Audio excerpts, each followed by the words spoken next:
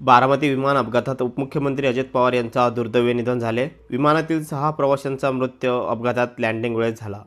आज 28 जानेवारी 2026 रोजी सकाळी बारामती, पुणे जिल्ह्यामध्ये येथे उपमुख्यमंत्री अजित पवार यांच्या विमानाचा भीषण अपघात झाला।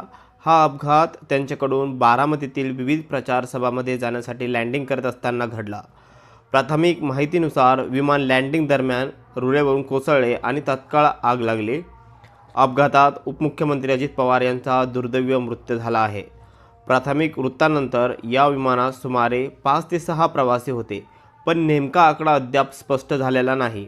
काही अहवालानुसार सर्व सवारांचा मृत्यू झाला असे कळाले।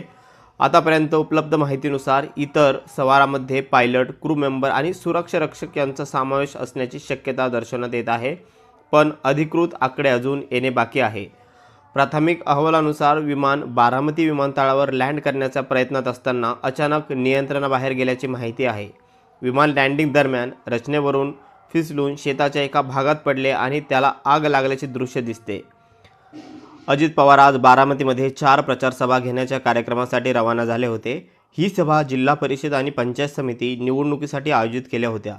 त्यांचा कार्यक्रम सुरू होण्याआधीच हा दुर्दैवी विमान अपघात झाला आणि अजित पवार यांचा मृत्यू झाला। अपघाताची माहिती मिळताच बारामती प्रशासन, अग्निशामक दल, पोलीस व बचाव कार्यकर्ते घटनास्थळी दाखल झाले। अपघाताचे नेमके कारण तपासण्यासाठी नागरी विमान वाहतूक संचालनालय म्हणजेच DGCA आणि संबंधित अधिकाऱ्यांनी घटनास्थळी पुढील तपास सुरू केला आहे। अधिकृत अहवालांच्या प्रतीक्षेत संपूर्ण महाराष्ट्रात शोककळा पसरली आहे।